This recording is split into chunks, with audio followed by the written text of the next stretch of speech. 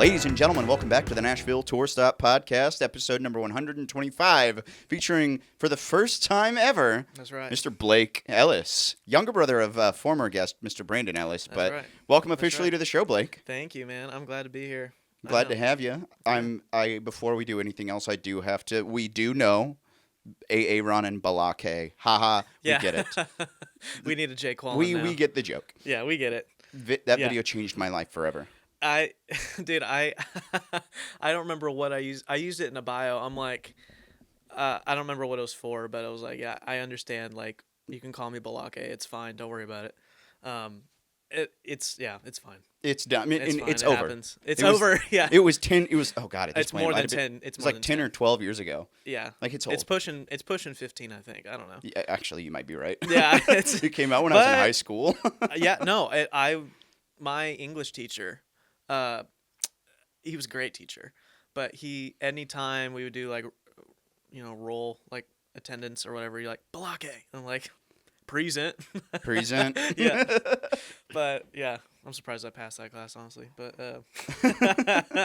no, man, it's good. Well, thanks for coming on the podcast, man. There's a lot I Yeah, want to cover today because you've done a whole lot of stuff, but we Sure. start all the episodes pretty much the same way by asking how I met the guest. So Yes. would you tell everybody how we met? Yeah, Or what well, you remember about us meeting? I had to. I was looking it up last night on my photos, but I also was double checking with Brandon this morning. I was like, okay, how many times have I been to Nashville, and when did I meet Aaron? And I believe it was September.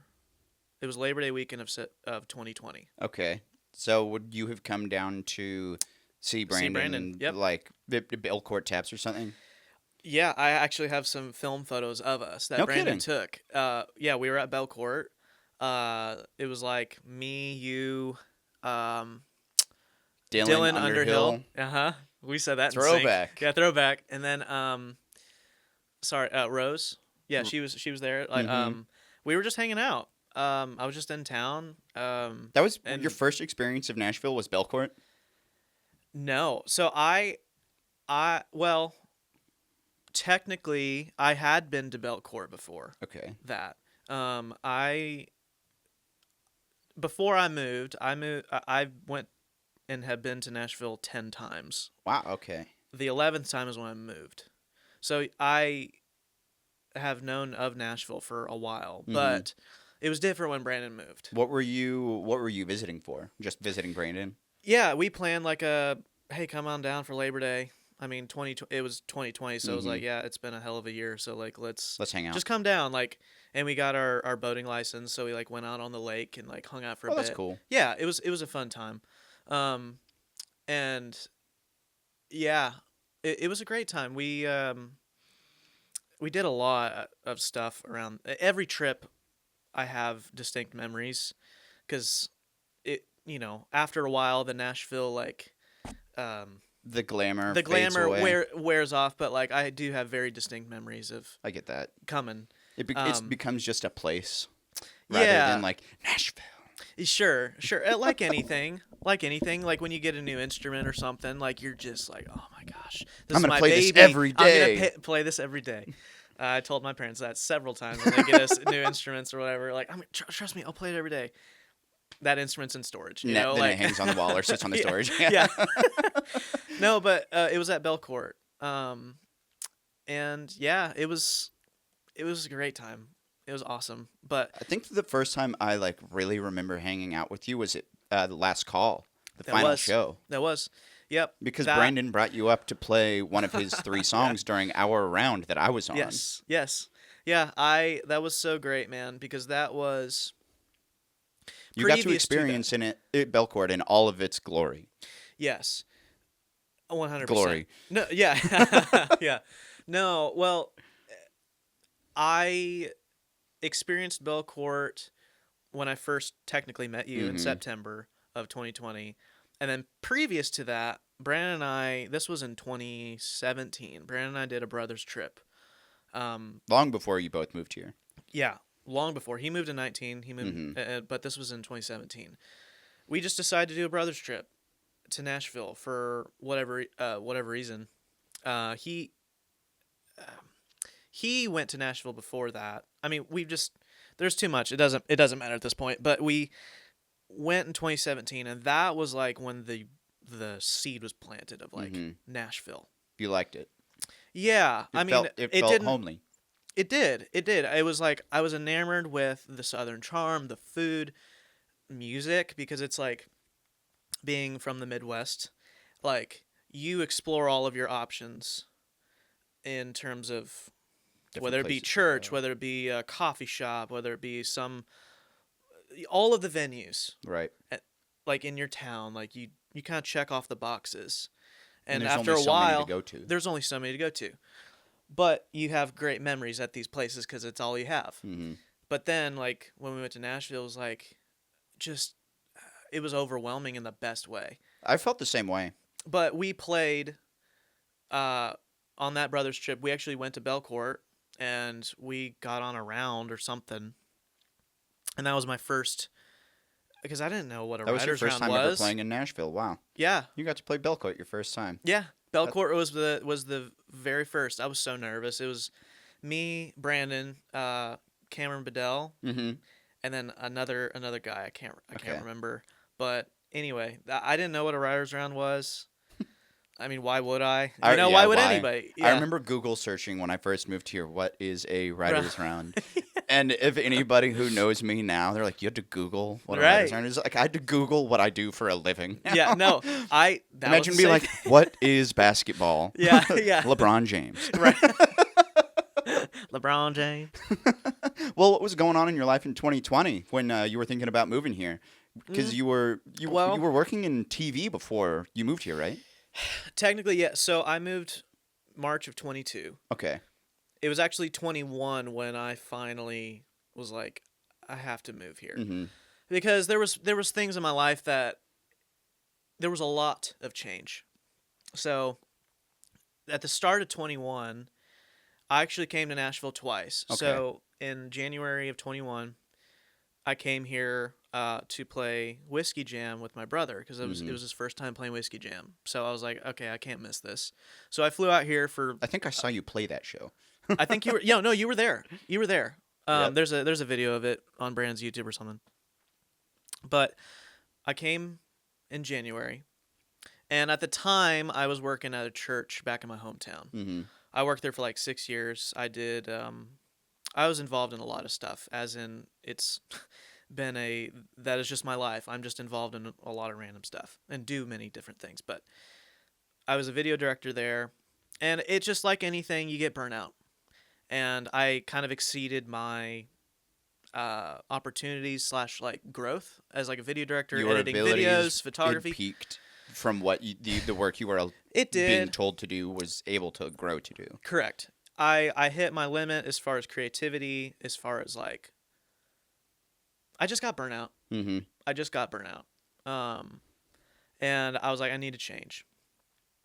So I quit my church job, and then I got a job at a local news station. That's what I knew you to do when I met you. Yep. So I made, like when you're watching like ESPN or like NFL, like, and you're like, okay, and then it goes to a commercial break, and then it's a local, like commercial, and it's like, this is so cheesy. I was doing that crap. That's what I was doing, because it's like, but I learned a lot. Okay. I learned a lot doing it, because I mean, these businesses only have so much in their budget to do, and they most likely want the same thing. They just want to be on TV. Yep. And the demographic of those people are like Gen X. Not many. And I mean, I don't know any millennials who are like, I can't wait to sit down and watch cable television. Yeah. I've never had cable in my entire adult life. Ever. No.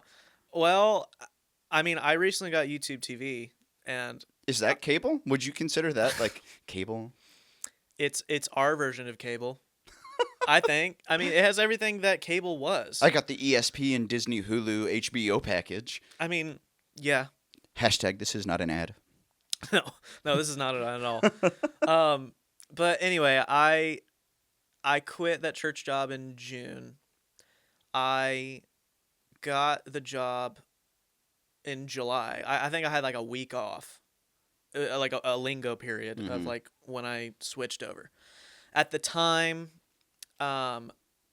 it was just so much change really happening really quick. My grandma got very sick. She passed away from COVID. It Mhm. happened so fast. And to this day, I'm like, she was in great health. Her mind was there. She would still be here Mhm. if it weren't for that freaking virus. Um, anyway, she passed away. And then around the same time, I had a relationship of a very long time came to a halt, and I just Mhm. couldn't do it anymore. And broke things off, and that was the first like true heartbreak. Like it was like a 6-year relationship, but it was from like when we were It's a both in long high. time. It is a long time, and it's funny like when I hear other people talk about relationships, they always throw out the year 6, like for whatever reason. Like, yeah, we were together for 6 years. We've been married for 6 years. Like I'm like, that's interesting. But we were in high school and we grew up, and there's a lot that happens in your early 20s, and this was the exact And like there's a lot of change that you go through, so like much change. emotionally, and turning into an actual adult. Yeah. Like Yeah. career and everything starts to become real life rather than the I'm a grown up. 100%. I'm 18. I can buy cigarettes now. Yeah. No. Adult. Well, I mean, there's so much. Mm-hmm. So much that happens, and this was in that stage. I was 24, Mm-hmm. and That's how old I was when I moved here. oh shoot, yeah. Well, when I moved here, I was 20, right? Yeah, 24, 25. Okay. I turned 25 when I was here. I'm 27 now, but still, like from 20 to 30, I'm not even there yet. But like, you go to college blindly. Mm-hmm. You get thrown into the workforce. You have no idea what you're doing. You're trying to figure out dating life, whatever that means. But you don't really care about what's going on in life because Mhm. it's like, why should you? Because it's your 20s. Like Right. you're meant to mess up and figure it out again and then keep going. It's like an Etch-a-Sketch. You draw a picture and then you shake Yeah, it you're and like, then you get to start over. yeah, that's a great example. Actually, that is a great example. But anyway, that was the season of my life at the time. Was like, this isn't right. Like different things were coming together when I had to be like, I can't do this anymore. So that was a very rough time. Positive, I in this season, like basically all of 21 until I decided to break things off, I didn't write any music Mm-hmm. at all. Because you're probably emotionally drained and physically exhausted. You don't Yeah, want to. job, relationships, just life. Yeah, like I have to be in a spot where it's different, but I know when I'm exhausted holistically, I'm not creative. Me either. I hate it. I hate it all the time because it's like You I'm don't want to play the inspired. guitar. I'm inspired all the time. Whether I'm listening to the stuff I grew up listening to or I discover something new. But positive, I wrote so much music after that breakup, and it gave me this like, finally, it was like the floodgates just opened. That's cool. And I was like, All those because pent up feelings. Also, I was scared that that went away. I've gone through that exact same fear. You're like, I haven't done this in so long. Do I remember how to? Yeah, yeah, and Do I still like this? yeah, yeah. But I saw and I haven't done anything with the songs yet. Like I have plans to like make a project that's for like, I mean, there's a lot of Heartbreak records, right? But like I have my own version of it. Like I have plans eventually to do something with it because Mhm. as much as it sucked going through that, that's some of the best songs are like that, man. Like some of the best stuff is through heartbreak. Yep. Even still. Yep. Anyway, that happened. I was working at the news station, and during this time, there was just a lot of. I mean, I was a free man. Mm-hmm. I For the mean, first time in your adult life, you were like, I yeah. have nothing tying me down here. Yeah, it was. I was still living at home. I was working at the news station. I had a lot. I mean, I did so much. Because my health was horrible, Mm-hmm. and I honestly need to get back to that now because I know how I felt back then, and I want to feel that way still. But I got my health in order. I lost like 30 pounds, changed how I was eating. I started like reading books. I got like in a Bible study. I started writing songs again. I started hanging out with my buddies. Like, it was just everything that I was needing just happened. That's great. And then during that time when I was working at the news station, I was like, it was another moment where I'm like, why am I here? Why am I doing this? Because it's like, You have that like, is this forever? is this for? Yeah, but like I remember Or does this have to be forever? well, the news station I was at, I'm thankful for this opportunity. I'm not trying to talk any crap on it at all, but like I was learning a lot. It was a new thing, but like the people that were there were much older than me and they were already established in their career. And I'm like 24 at this time, but like people are clocking in, clocking out. And I remember like the first day they're like, "Hey, pick what insurance you want." I'm like, I'm looking at these plans. I'm like, What does this? what is this? What does this mean? What is a deductible? What is yeah? What's savings? What's the difference between deductible and out of pocket maximum? Yeah, yeah. And why am I paying if I still have to pay? Yep. What's this mean? Yeah, I still ask I these didn't things. I didn't even do any of the benefits because I was like, I don't know. Like, so there was a lot, and then it came to a point where because when I was working there, I was like looking up Nashville stuff. I was You were probably hearing from Brandon all the time too Absolutely. about how No, much he he would. loved it here. he did, and that was a pro and con because it like I was happy for him, still am, but like at the time, he would be like, he'd always say this, and it would always piss me off. He's like, "Come on down, the water's warm," which was such like a like big brother thing to say, like just poking He's the bear. poking the bear a little bit. He knows how to poke the bear. I know how to poke the bear to him too.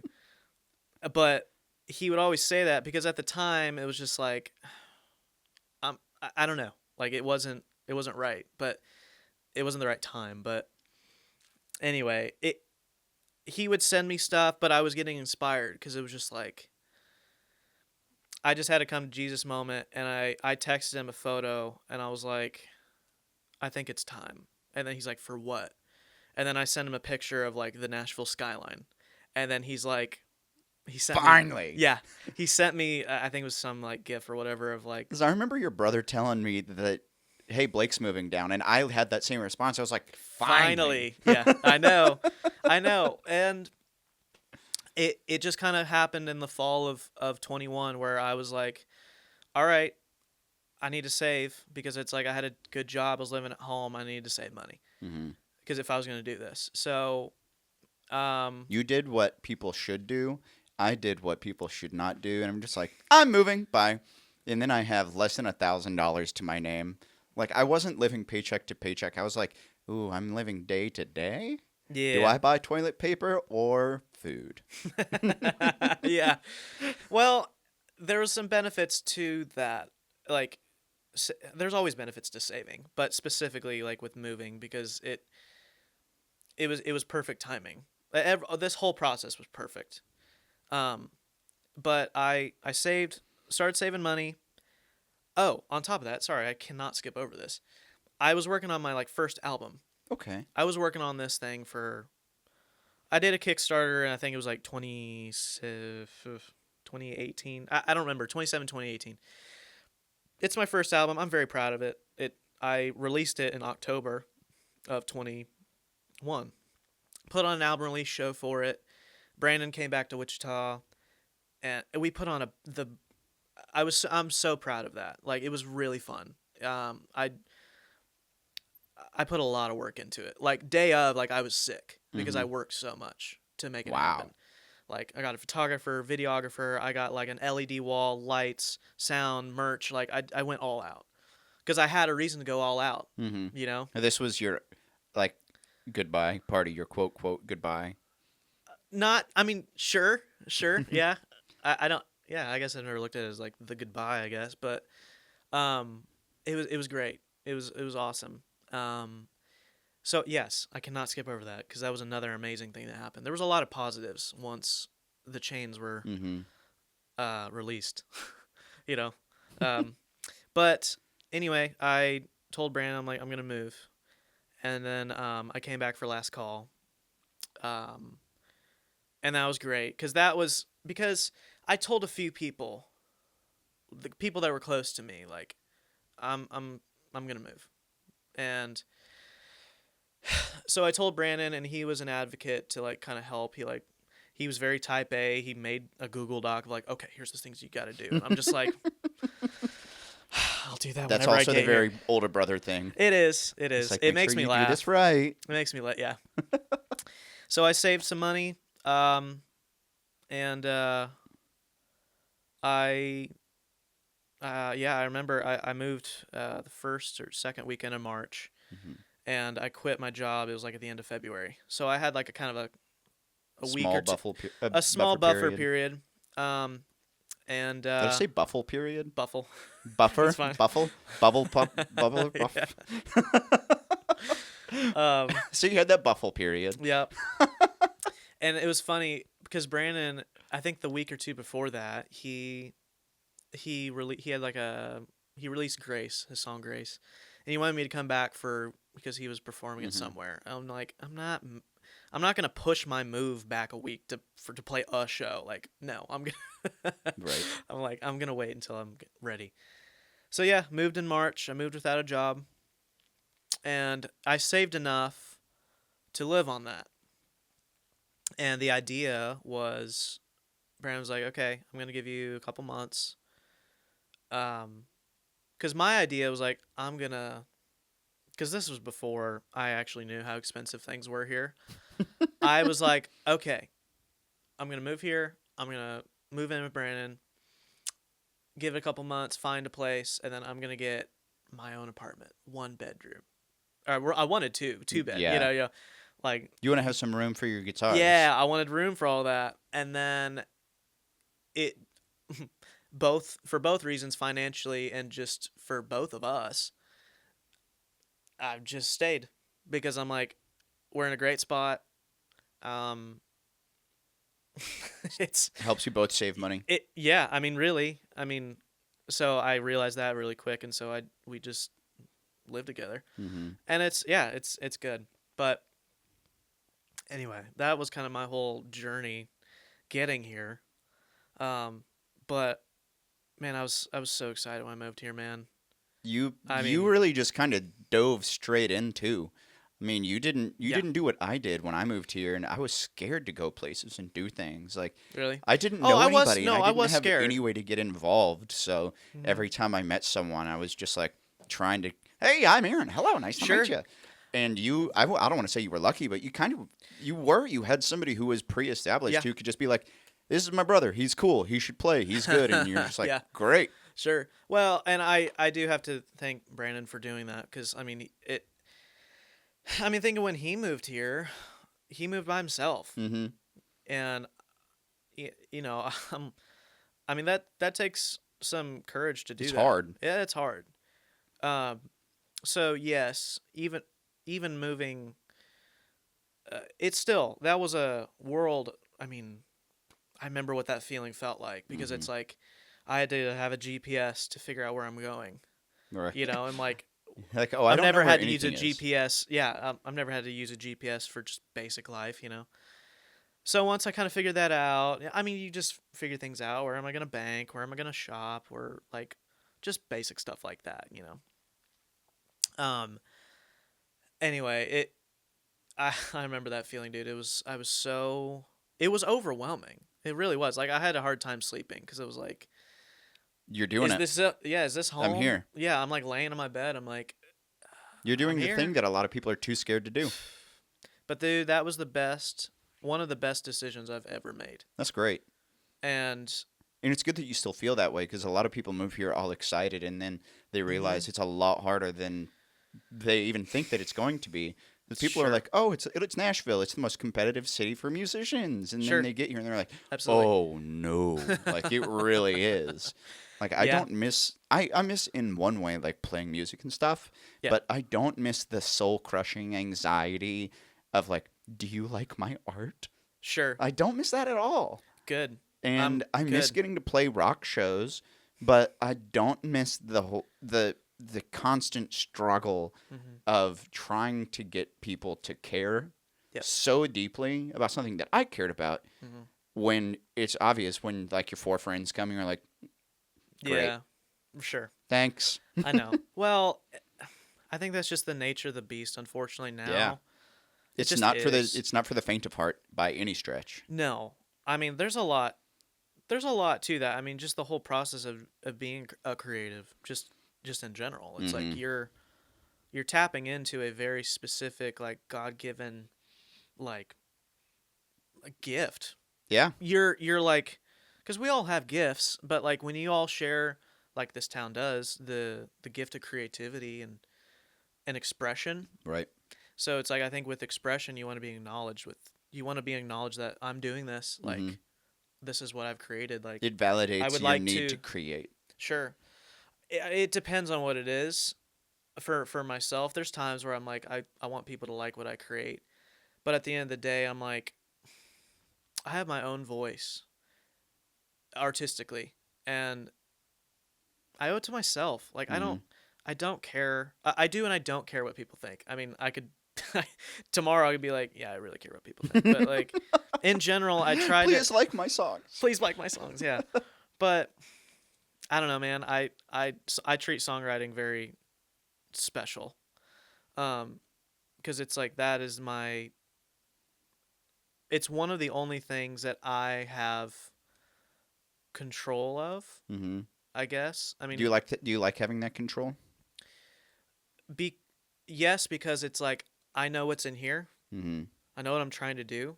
So as long as I can keep that valve clear and do you open, find when you try to collaborate with people that the control can be a point of contention sometimes? Because if you're trying to create one unified product rather than having, like, I don't want to say like the quote employees for the project, but if you're in a band, do you find it difficult letting go of some of that control? Well, to be honest, the only time I've been in a band situation, it's been support. So like at church, like years ago, a part of a worship team. That's a different thing. You play, you have your role, you do your thing. And back in Wichita, I was a part of a couple bands, not playing the instrument that is my home, which is bass.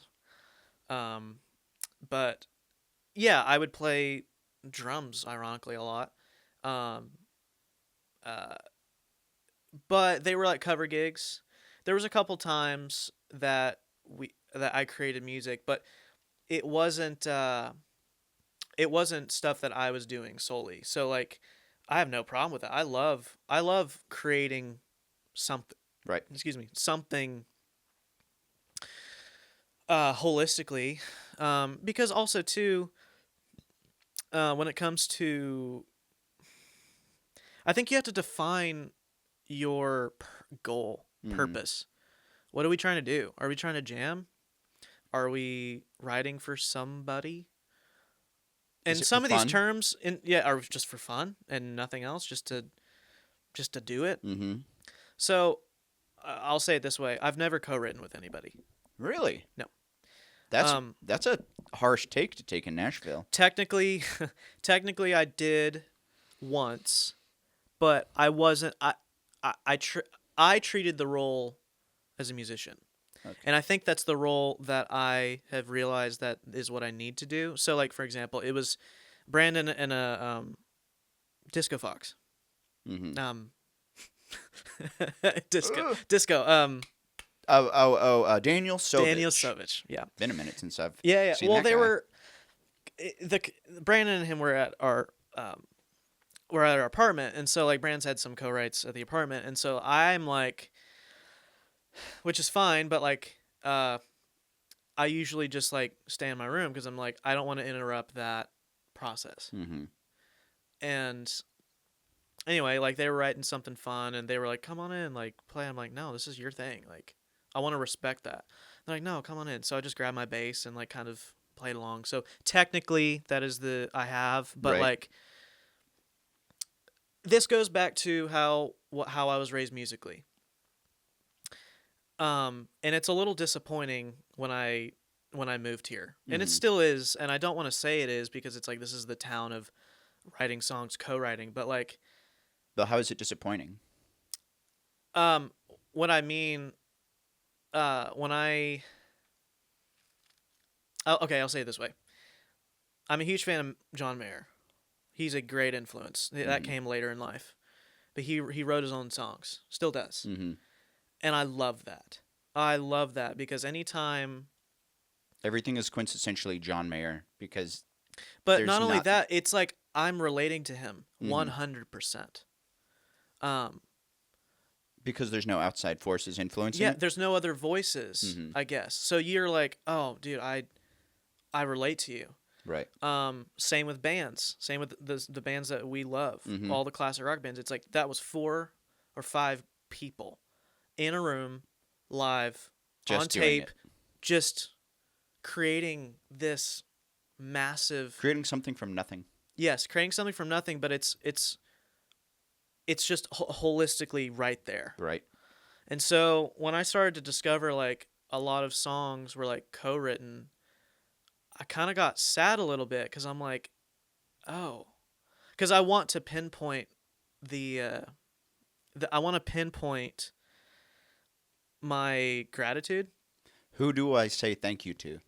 Who do I say thank you to? But also, who wrote that riff? Who wrote that melody? Who came up with that cool line? Words? Because if you hear a pop song and you see 20 writers on it, you're like, well, whose idea was that? Whose idea was that? And I want to acknowledge and relate to that because it's like it's impacting me, and it's like I just kind of view it as like a two-way street. It's just like you're giving me something, and I'm just like, I'll go to your show, I'll buy your, like, you've influenced me. Right. Like this whole arm is freaking tattoos of the band. Yeah, I wanted to talk about that. Yeah, I know. Like this is all of these people on these bands. All of your musical influences, right? Yeah, they're all my musical influences. And it's like, so that's how I treat my music, I guess, because I know, and I'll just put a little disclaimer. I have no problem like co-writing. I think for myself to give myself a little boundaries, I want to do it as a musician. So if you come to me, like help me figure this out. If someone thinks that your voice would improve something, you're not going to deny that, but you're not going to invite an outside voice to your art. Is that kind of what you're saying? Pretty much, because it's like, and it's not as in like I'm better than you, or like it's just like it's for you. It's special, right? It's like this is pretty much the only art form besides like photography that you're like, I know exactly what's in my head. I know what I'm trying to say. I just need to be in that mode and space where I can do that. And God's gifted me with so many musical avenues like drums, bass, guitar, keyboard. Like with doing that, I don't necessarily quote unquote need anybody else in the room. However, I have learned like I have my brother, like we know each other. We've been with each other our whole lives. So it's like when he hears something I'm trying to do, he can like help like, try that. Like, but I'm not asking for it. It's just like him like he just knows. Right. It's that intrinsic thing. He just understands your voice. Probably because he's been around it for so long. So, yeah, when it comes to my own music, I love just writing my own stuff. It's harder to do that because, it would be easier just to be in a room. But, I mean, I'm a musician because of the music. And so, like, lyrics kind of come later. Sometimes they come first, but not really. I don't know. Everyone's process is different, and it's funny. I've learned so many different processes of writing songs, and it's kind of blown me away. Well, let's talk about that arm of influences. That's pretty cool, man. That sounds like an album. The arm of influence. Let's. I mean, yeah, dude. For those of you not watching the video, he's got his entire upper right arm tattooed with band logos and references to his favorite bands. Yeah, and I have a couple and your right arm as well, right? My left, and then it's mainly on my on my right. Mainly your right and your left a little bit? Yeah. What bands do you have on there? So I have Van Halen, Boston, Def Leppard, Rush, I have Mine, which is cheesy. It's one of my songs, but it's just kind of like a reminder. Cool. I have one called The Night Game. Mm-hmm. And then on this arm, it's the Eagles. And then I have Mayer, John Mayer, on my own. That's a pretty good spread of amazing music. Yeah, it is. I know. My mom hates it. She's like, why don't you just... No, I'm just like, whatever. And you're wearing a Pink Floyd shirt. I am wearing a Pink Floyd shirt. I love the shirt. But I've been actually re-diving back into Pink Floyd lately. Yeah. I haven't listened in a long time, but when I did, I was just like, it's no wonder something this that I had forgotten that they did, but was such a part of their music, was how each track is part of every subsequent track, especially with The Wall and Dark Side of the Moon. Yeah. It's like, if you're listening to it, because it's perfectly seamless. Yes. You can't hear like track end next. It's like I'll be listening to it and then I'm like, oh, what song? It's like a movement in a classical piece. Absolutely. That's essentially what it is. Mm-hmm. It's just from piece to piece, and you know, you have like an instrument that might like carry over, but it brings into another section. Yeah. And then I'll look at the timestamp of the song on Spotify and I'll be like, oh, I've been listening to this song for 3 minutes. What? Yeah. I know. And man, I eat that stuff up, man. Mm-hmm. All of that stuff. What was the first band you really fell in love with? That's a great question. Because I was surrounded by so much. Mm-hmm. So much Your stuff. dad's a big classic rock guy. Oh, yeah. Yeah, I owe it to my dad, for sure. But at the same time, like, growing up, so my mom, she like led worship at like the church growing up that Brandon and I used to go to. Both of us are pastors' kids. Yeah, I mean, my mom was like, they're not pastors, but like, you get it. You get it. So going to school, Mm-hmm. our dad would play all kinds of stuff. Like early memories would be Van Halen, Boston. Is it just the repeat of that It's arm? the repeat of the arm. Honestly, it's the repeat. But other stuff like Rage Against the Machine. Cool. Jackal, Casey and the Sunshine Band. That's awesome. Just Creed. they're like the Human Clay record. Well, also too, like we had a cousin that would give some other would give us or would show us stuff that would come CDs out and stuff. Yeah, and like so Jackal and Rage Against the Machine and Pantera, he gave those CDs to us, cool. and like we listened. It was like right around that time, or pretty close to when that music was coming out. But Metallica, but also. Yeah, so we would drive to school listening to that stuff, but also when my dad would like be working out in the basement at our place, he would crank up the stereo system and you would just hear just rock music like AC/DC. Yeah. And I would just hear that and then my mom, you know, she would be prepping for Sunday, you know, listening to like choir music, right, hymns, but also she was a part in a lot of random music too, like the Beatles. Mm-hmm. It's the Beatles one record. It's the red with the yellow one. Yellow, it's literally all of their number ones. Yeah. So like I can't. What a flex! Also. Yeah. We're gonna release a double album of only number ones. Well, and so that is what I know of the Beatles. Is that whole? I haven't spent time to actually go in album by album. I need to, which. Mm-hmm. You know, there's a lot of Beatles music that you don't know Exactly. So that record, Boston, Third Stage, like my mom would show, and there's other stuff that like Michael W. Smith. There's also like early like church stuff that I'm totally forgetting out of influence, but that is the stuff that is like I couldn't get enough of. And then later we discovered John Mayer once we started getting older, like 12, 13. Songwriting stuff. Yes, when you're like when you're the most impressionable. Mm-hmm. That's when we started. Because I think it's so funny because I met Brandon in 2019 when he was playing guitar for Ryan Fine. Yes. And I think that was his first show he ever played in Nashville. Awesome. Or as far as like is with somebody's band. But Brandon and I were talking about Van Halen, and that's one of our favorite bands and one of you and I's favorite bands as well. Still but is. Brandon and I made this weird realization because we had both seen Van Halen. Yep. And we were talking about it, and I was like, oh, yeah, well, I'm up from Missouri. I saw them in Kansas City in 2012. And he goes, what? Yep. We were all at that same concert. Yes, we were. So technically the first time we would have been in the same room together was at the Sprint Center. Yeah.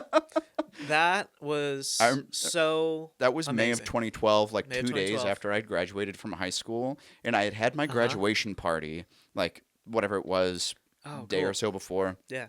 And I got all of this, like, congratulations from graduating. Here's money. And you should save it for textbooks. And the first thing I did was buy a Van Halen ticket. Yes.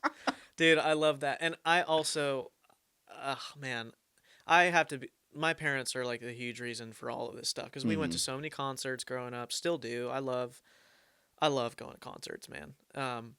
But yeah, I remember it was, Brandon graduated In 2012. He and I are the same age. Yes, yeah. So that was his. It was so weird. There were 2 albums that came, or not 2 albums. Sorry, the Mayor Born and Raised record came out that month. That's one of my favorite albums of all time. Yeah, well, so we Hands listened down. to it because we drove from Wichita to Kansas City. So we put that album in, and we were like, "What is this?" This is very different. It was Very definitely different. a departure from what people expected John Mayer to do. Absolutely. And that may have been, I might have to thank, in a weird roundabout way, thank Mayer for getting my ear comfortable with country music. Mm-hmm. Oh, dude, absolutely. Because that album is what got me comfortable Yeah. listening to it. Yeah. Because up until then, the only thing I was interested in was Van Halen or Foo Fighters or Led Zeppelin. Foo Fighters. Oh, I've got my Yeah, Foo I know. Fighters tattoo. Yeah. But Yeah. sorry, Well, Dave Grohl. Yeah. Yeah. I wish you had the record scratch. But like thing. that album changed me forever Mm-hmm. because the first time I heard Queen of California, I was listening to it in my dorm room my freshman year of college because I couldn't play Van Halen. I couldn't bring an amp into my dorm room. So I only had my acoustic guitar, and I was pissed because I couldn't play anything. Yeah. And that wasn't like, I hate even saying it now, like the peak of my abilities was because I was able to practice all the time. And I was like, I need to learn how to play something that's challenging and stimulating in a musical way. And it was hard finding something that I actually liked. But I remember hearing that boom, and I was like, ooh. Yeah.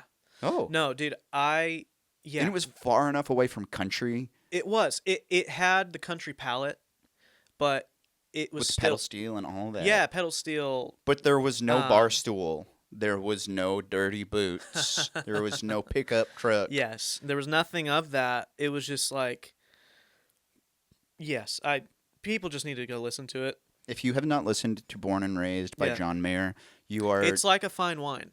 Absolutely. That is what that record was for him and I, because it was like that. We didn't get it. Mm-hmm. You're not going to get that record until you grow up. Yeah, absolutely. And we're still growing up. So I remember it made listening to sense Shadow later. Days after I got dumped in college. Dude, and I was like, yeah. I understand it now. But if I ever get around to living that song, oh Yeah. man. Anyway, I can go on that whole the whole tangent of John Mayer. Yeah, I can too. But Well, because that's my influence. It's like that is the tap of my influences, all of this stuff. But anyway, yes. And that's the spot where it all like started. Like maybe that was the first seed that dropped into the maybe Nashville pot. It did. I think so. Because around that time, it was early. It was like that was like my freshman year of high school. Mm-hmm. That's when I saw Van Halen that same month. It was weird listening to, Country Mayor and then going to Van Halen. I'm like, this is crazy. We saw Kool in the Gang Kool and the open Gang? for them. What a weird opener. What a dude. weird opener. It was A fun. disco It was cool. band. Yeah. But yeah, that was so influential. And yeah, Mayer's a huge, like when I play my songs, I am playing my guitar as if Mayer would try to. Or sorry, let me flip that around. I am trying to play my guitar like Mayer would. Not You're like, Mayer's trying to play like me. No. I am who he's No. influenced by. No, sorry. No. No. His rhythmic playing. It's very percussive too. It's percussive, but And that's a we huge listen part to of his percussive. style. We listen. Our influences are percussive music. Like it's like aggressive. So like anytime I could fill that space with rhythm and, but also too like I play bass. So like anytime I can like Get into lead with the bass line groove, like it's my thing. That's but, some stuff. Yeah. Well, that's a great place for us to take a break here. Yeah, Let's make That's sure a good you break. can finish up that Starbucks coffee there. That's right. And we'll come right back with Blake Ellis on the Nashville Tour Stop podcast.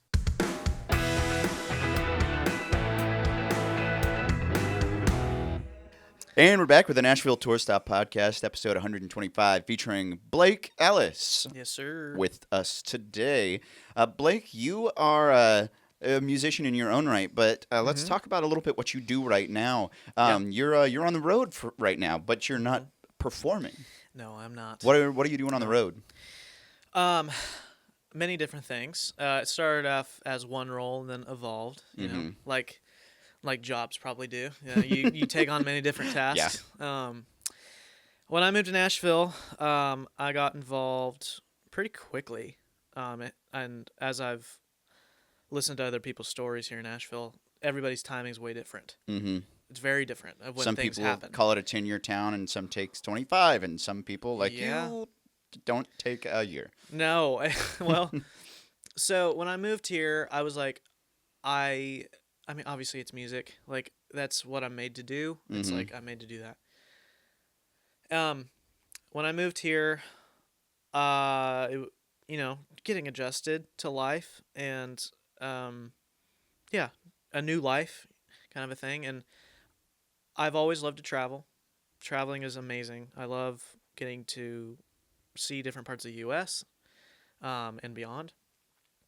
But when I moved here, I was like, okay, I want to tour because that's travel and music at the same time.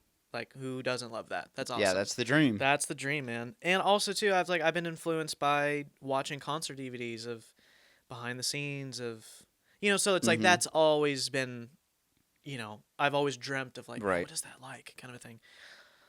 Anyway, I got involved. I have to do a shout out to my friend Mike Bradley because he's the one who got me this. That's and cool. We're still in touch today. He's an amazing audio tech.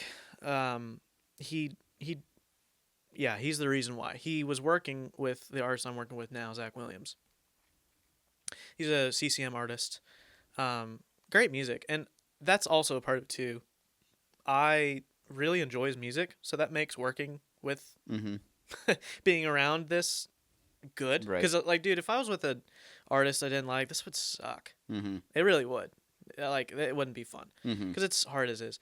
Anyway, we crossed paths, and I was taking him to the airport one day, and he was kind of telling me, he's like, yeah, we had to let some people go, some people quit, because they just did their spring tour, and they were entering the summer season of random, like, festivals and, state fairs. And I told him, like, well, hey, if you need anything, like, I moved here to do this stuff, like, if you need anything, just let me know. He called me the next day, and he's like, were you serious? And I was like, yeah, I'm serious. Like, I mean, this is what I'm here to do. That's what I'm here to do. So he's like, okay, we have a couple shows coming up. And this was May of 22. He's like, we have a couple shows, see if you like it, kind of a thing. And, yeah. What were you doing on those two shows? So he's like, he's like, your role is like backline tech. I was like, okay. So I literally, which it's funny, you can find a lot of things on YouTube. Some things you still can't. So I was like, how to be a backline tech. And zero videos. Zero videos. And I was like, great. So I just researched as much as I could what that means. I was going on Amazon. I'm like, okay, what kind of gear do I need? Like, what do I need? Like, what do I need in my tool belt to make this happen? But gaff he's tape. Like, gaff tape, yeah, yes.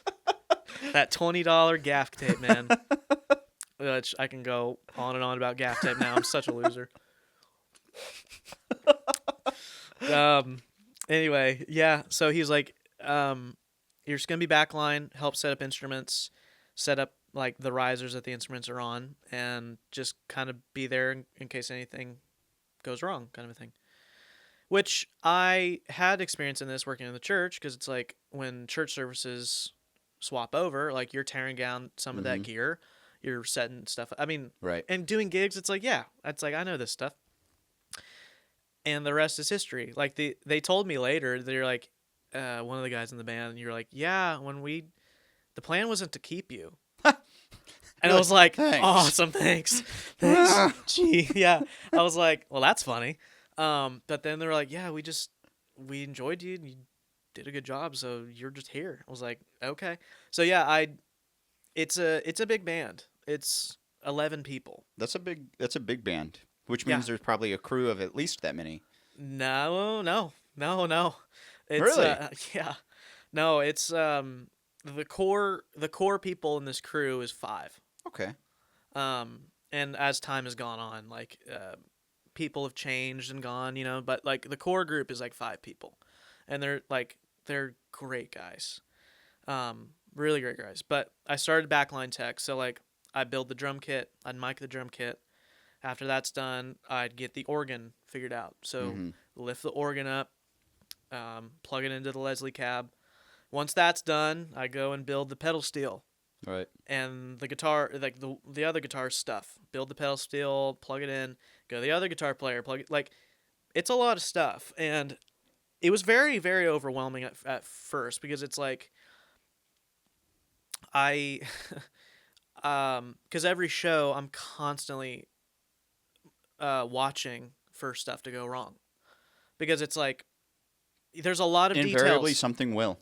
And it does. It will. I can't tell you how many times stuff has just gone wrong, because it's someone trips over one cable and then everything just doesn't work. Yeah. And you're like, okay, which of these 50 quarter inches is unplugged? That is the job. It is problem solving. That's all it is. It's problem solving. And as time has gone on, I've been very meticulous in how I do things now, because like if something goes wrong, I need to quickly assess the situation. Because if it's like the drum kit, it's like that's the thing that if anything's going to go wrong, it's the drum kit. Because it's like there's a lot of stuff there, and like lots of pieces, lots of mics, lots of cables. Sometimes it could just be a very simple thing, like, oh, that mic wasn't plugged in all the way. Like, it could be something like that. So I've been doing that ever since. I've traveled. I have 4 states left in the U.S. to go to. And it's crazy. I have when I started touring, or not long after I started touring, I'm like, you know what? I should get a bulletin board of like the United States. And I've pinned every place that I've been. And that's awesome. And I have different colors for different seasons and tours and stuff. And it's wild, dude. I'm like, wow, you look at it, you're like, lot. Oh my gosh, I've worked a lot. Yeah. But so it went from backline tech to carp, which basically means, I mean, it's short for carpenter. Okay. But that means you're building the risers that the instruments will go on. This varies from artist to artist, but ours is pretty simple. It's like they're just like, you're not assembling the Kiss stage. No. You're not assembling the wall of Eddie Van Halen amps. No, sir. No. Which, and I've learned, I can't tell you how much stuff I've learned. I mean, like, this would have to be so long, a long podcast for this, but like, it's insane. But that is the thing. It's like, there are some jobs you won't know how to do it until you do it. And you just spend time doing it, because every show's different. Every venue's different. The food's different. The air's different. Like, literally everything's different, even though the show may be the same. And everything has challenges. I mean, like, but anyway, I was saying, like, you build the stage. We've had some complicated setups from time to time, but as of right now, it's pretty simple. Just some steps, and then everyone's on these 3-foot risers. Right. And then patch, which means which I was already doing that. That's just you're making sure all of the XLR cables are plugged in properly to the direct boxes. To their correct position. Yep. And then the one I recently started doing over a year now is playback, which means I am monitoring their tracks, the A computer and B computer. Mm-hmm. Even that's changed a lot in the time I've been there. It's been 2.5 years. But as the show's going on, I am looking to make sure that they're firing, stuff's going on, like making sure it's going on. Right. And there's been a lot of times a computer's crashed, and I need to switch it over real quick so the show can keep going. Mm-hmm. So are you using something as simple as like an A/B switch, like you would on a pedal board? You know what's funny, man? I've been trying to get this switch for so long. So long. And I'm about to buy it myself because it's like You're like, this is how simple this needs to be. Click, ready. Exactly. If I showed you my process, you would laugh. You're like, why are you doing it this way? But like anything in life, there's budgets. Right. There's stuff that people like that just gets pushed on the back burner, of things to purchase. Mm-hmm. But that's essentially what I'm getting ready to do is finally get a freaking A/B switch. Yep. Where it's like when it doesn't fire, I click it. And then it works. And it works. Yep. Instead of having your heart sink into your stomach, you're like... Oh, it sinks every time. But that's another thing, too. It's just like there's been times when I think it's going to be okay, and then it doesn't fire. And then stuff hits the fan. Uh-huh. And, yes. And I've had... this is just where the experience comes in. It's like I've done over 300 plus shows in my... And it's probably more than... I don't know. I really don't know. But, like, when you do it over and over and over, it's kind of like the 10,000 hours thing, just in a different department. And I take a lot of pride since I've been with it. I mean, there's been ups and downs, man. Like, I could tell you... Like any job. Like any job. There's a lot. Lack of sleep, personnel. You're working cramped on a bus. I'm on a bus. You're like, I can smell you from over here. Yeah, man, it's literally a dorm room. It's a traveling dorm. Like that is really hard. It's a traveling dorm room, and depending on the season, the full capacity of the bus that we're on is 12 bunks, and yeah, it's like when you walk on the bus, it's the front lounge with your like kitchen, and then your fridge, bunks in the middle, and then the back lounge. So. Yeah, it's like that wears off over time because it's like this is my home, and really like your bunk is like your little like. This is my nook. This is my nook. This is like my little sanctuary. This is where I like. That's your place to go. I'm gonna close the curtain and do not talk to me. Yes, exactly, dude. Yeah. So yeah, there's a lot of things on the road that you just won't know until you figure it out. But I've taken a lot of pride in doing this job because. Obviously, from our discussions, like, I know I'm not meant to do this, but there is a reason why I'm doing it now, because I don't know what my future is going to look like, where I need to apply this same knowledge. But I want to be... It's when John Mayer needs patch. Yeah. That's what this is for. Yeah, exactly. Yeah, well, yeah, but there's... John Mayer, if you're listening. Yeah. He has his own Sirius XM thing he's too busy worrying about. Well, what goes on in your life when you're not doing this? You're a writer and a performer in your own right. What's going on in your creative world now? Well, that's the balance. That's the hard thing to do because it's like when I come home, depending on how rough the run was, I'm generally pretty tired. Yeah, because when you jump from time zones, like. It wears on you. You're tired. You want to go to bed. Yeah. So I catch up on sleep. But okay. This past year has been probably the hardest year I've had to date because last not to bring it down, but like my best friend passed away almost a year ago, and that's a whole nother thing that I'm dealing with, like processing. He was a musician as well. That's not something you ever prepare for. No one. I've dealt with grief when it comes to breakups, but it's like this is a different grief. Oh, this is way different. you lose grandparents, you have breakups, you get fired. Like you have different things where you never plan on your best friend who's your age to randomly not be there. Yep. And I went through the same thing when I was probably around your age too, because one of my best friends from high school died. And then you get the call and you're just like, yeah, what? Yeah, and we voice texted each other all the time. Even when I moved, like he came to Nashville. I'm so thankful he came to Nashville. This was May of 23. I remember meeting him. Yeah. So and yeah, I'm so glad that he finally got to play. He played at Cambria. He played at Granite City. Like he got to do that, and I'm so thankful. But in that, I have not. I've written like one song this year. And that kind of brings it back to what we talked about when we first started, was the seasons of life and how sometimes it's okay to not force yourself to be creative. Yeah. And you're like, do I still like this? Do I still know how to do it? And Yes. sure, yes, and yes. Yes. But it's 100%. okay, because I've done the same thing where I haven't written much comparatively to how much I have written in the past. Yeah. And it's not because I don't want to. It's just because it's not what I'm doing right now. Right. And that's Right. okay. Sure. Yeah. That's okay. And I have different bursts of creativity every now and then. It depends on what it is, but I would say recently, like I've been going through that, and along with that process, Brandon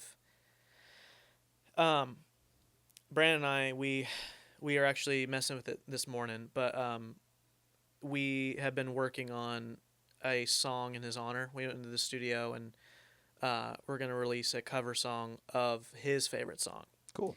So we're trying to get that done. It'll come out next month. We just don't know when or whatever. Like we're just still trying to figure that out. You're just letting it happen. We're just letting it happen because it's like. But on top of that, I went back to Wichita, and we've been in touch with his family. We're close, and I actually went back and I copied his music off of his computer. Because he sent me stuff. It's like anything. You have a song idea, you send it to somebody. But I copied his music off, and I haven't dove in yet. I've taken a look at stuff, but like I'm trying to see if there's anything else that I can, if you can release use for him. A riff or some words or something, or right. a melody. Or if there was a demo that was like pretty much. There is a song that he wrote that I'm still trying to find.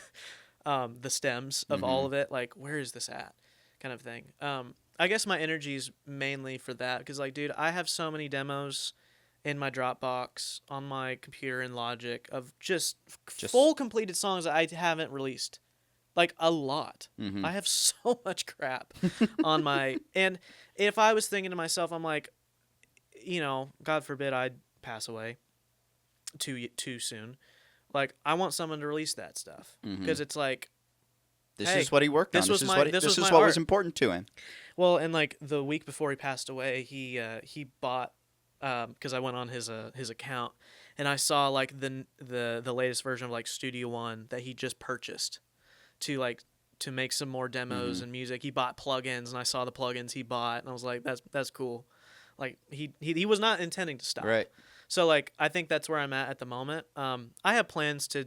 That's cool. I have plans next year to hopefully release some of his stuff, but also get back to my stuff. That's a cool... But it's like, let it happen. Like, I'm not pushing rushed. yourself I'm for not trying to... Yeah, it's like I'm... Your music will always be there.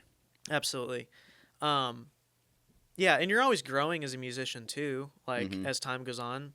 As time goes on. But I think, yeah, right now we're just kind of focused on him. Cool. Yeah, I have a lot of stuff that I want to release. I love being in the studio, dude. Like You're a terrific player. I appreciate it. I'm working on it. But it's just, dude, I can spend all day in a studio and not get tired of it. Like when we recorded this song for him, I was like, this is so good. It's just fun. It's just fun. It's just fun. Like a legit recording studio. You're just like, You're like, what I'm doing right now is what people dream about doing. Yeah, it's like the world stops. Yep. And you go into this awesome dimly lit place with all the outboard gear, all of the toys to your liking. You know, see as the far as, analog like, compressor on the rack, and you just go, "Woo." yeah, you're just like, yeah, today's gonna be a good day. Yeah. But I love being in the studio. It's just the best. From a apartment to recording studio, like that, making your songs actually come to life is just the best. That's cool. Downfall, it's so expensive. So that's No also. And we're in one of the places where studio time is probably the most expensive in the country. Yeah, it is. But I mean, we've got some of the nicest recording studios in the world here. definitely, But definitely, it is. It's yeah. I love recording. I also like my main goal in general is to be like a bass player. Mm-hmm. I want to play. You don't dream of running Patch forever.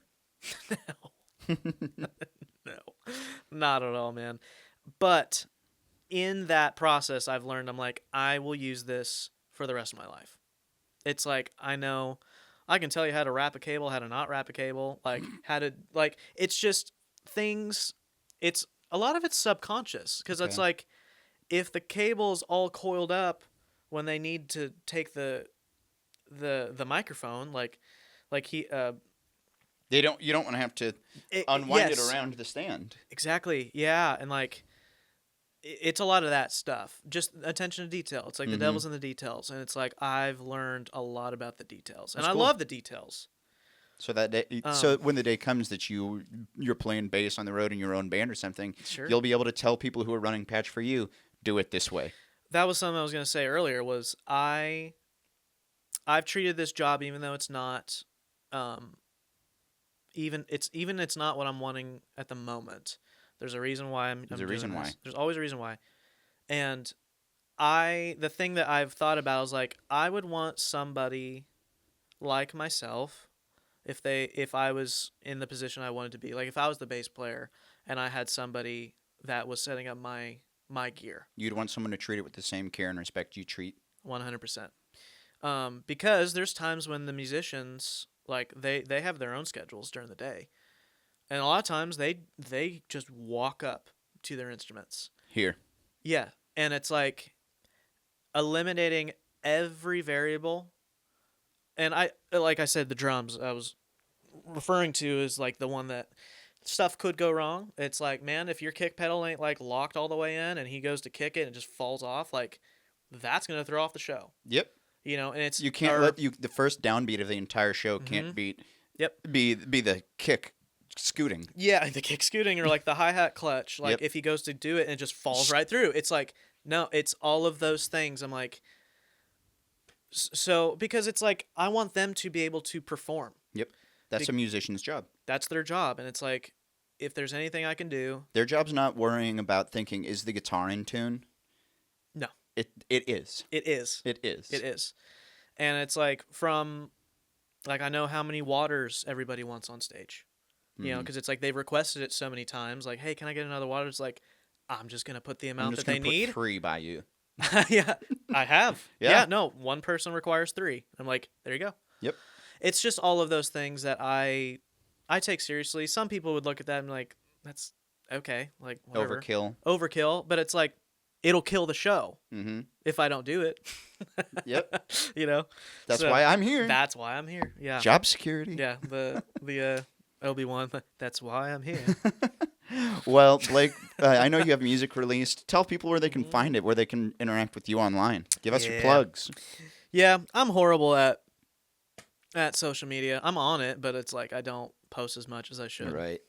Isn't that the thing? You're busy. Yeah, but yeah, if you want to keep up for the sake of keeping up, it's. Where can people hear your album? Oh yeah, there you go. I mean, you can go to my Instagram, Blake Ellis Music 97. On Spotify, Apple Music, literally anywhere that you want to hear music. Everywhere at Blake Ellis. Yeah, yeah. No, there's been a lot. I released music this year. Both Brandon and I, we did a cover of "Man in the Mirror" that we're super proud of. It's a terrific cover, by the way. Thank you. That one was fun. That was such a good song. It's a great song, but it was fun to record that one. But Yeah, all my music's on Spotify.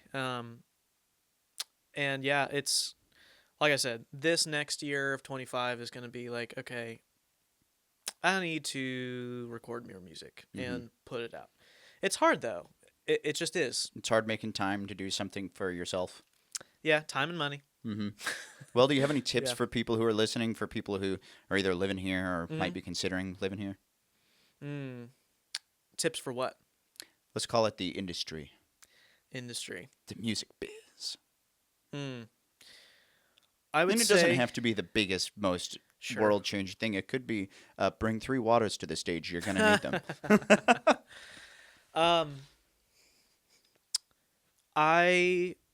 In my short time doing this, be a good person. It's good. Because you always remember that. And also, all the other thing, this is a very common theme here in Nashville. If you listen to other podcasts or just any other musician talk about this, I will never hire somebody I've never worked with. Mm-hmm. I'm always going to be like, okay, because the CCM world's very small, and we've done a lot of concerts and stuff, doing stuff with other people, and you brush shoulders and you meet people, you follow them, and you always remember how good it's not only the hangs, it's just being a solid person. Yep. If you're a jerk, And people are going to remember that. Kind, yes. I can't tell you that. And I've had my own issues in that department as well. Like, just be a good person, be kind. You're not going to automatically recommend a person who's a jerk to you. No. But you may recommend somebody who's cool, who's a good person. That will get you the job. And it's like getting that opportunity or finding that opportunity to get into that door is different for everybody. But once you're there, just go the extra mile. Yep. Like, showing that you care will go. Oh my God, yeah. Showing that you care, be on time, it's all of these. Be on time. Oh my God. Well, because it's just a direct reflection that you care or not.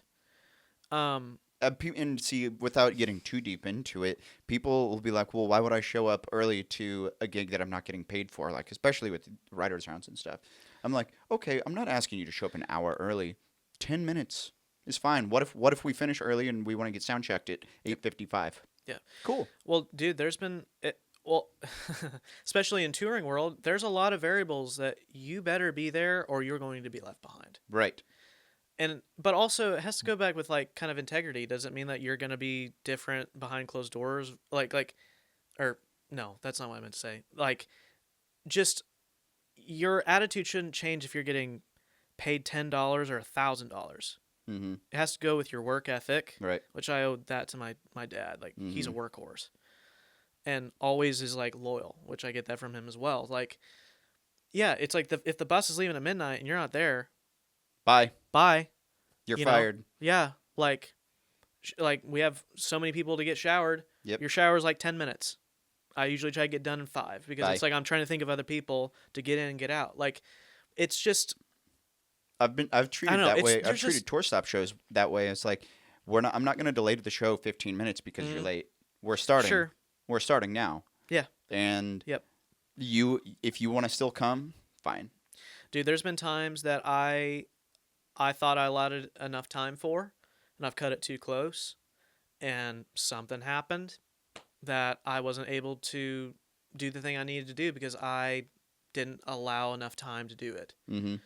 Because yes, there's going to be something that's going to happen, and I think I've just related all of that touring knowledge of like something's going to fail at some point, and you need to be ready with a backup cable or just the thing that needs to get fixed. Like A certain level of preparedness you can always show up with. yes. Yeah, and being prepared is huge, man. Yeah. I hate walking into a situation and you just feel unprepared. Well, yeah, there's Lord. some people who show up to gigs unprepared and they start to wonder why nothing's happening in their career. And I'm like, it seems like you don't even care that you're being sick. Why should anybody else care if you don't? So, well, That's fair.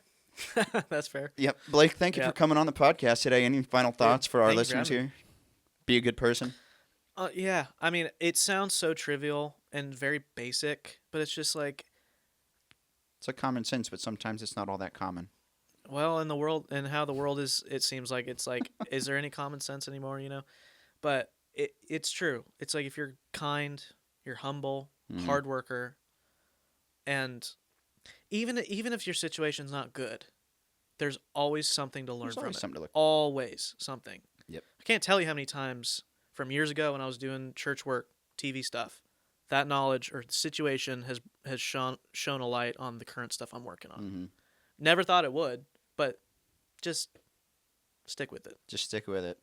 Well, ladies and gentlemen, thank you for coming on to the podcast today. Follow Blake Ellis Music 97. That's right. On Instagram. Check out his album and his covers with Brandon on Spotify and Apple Music. You can hear the latest cover of Man in the Mirror. I almost said Man on the Mirror.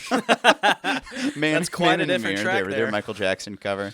We'll have that linked in the episode description if you'd like to hear it. But we'll be back here next week. So in the meantime, you can follow Nashville Tour Stop on your platforms here. Leave us a 5-star review and just say something nice. Or if you like it, you share it with a friend. That +1 helps a ton for me and helps us get to spread the word with cool folks like you. Well, thanks for having me on this thing. We're here for it, buddy. Yeah. But until next week, do remember that all roads lead you right back here to the Nashville Tour Stop.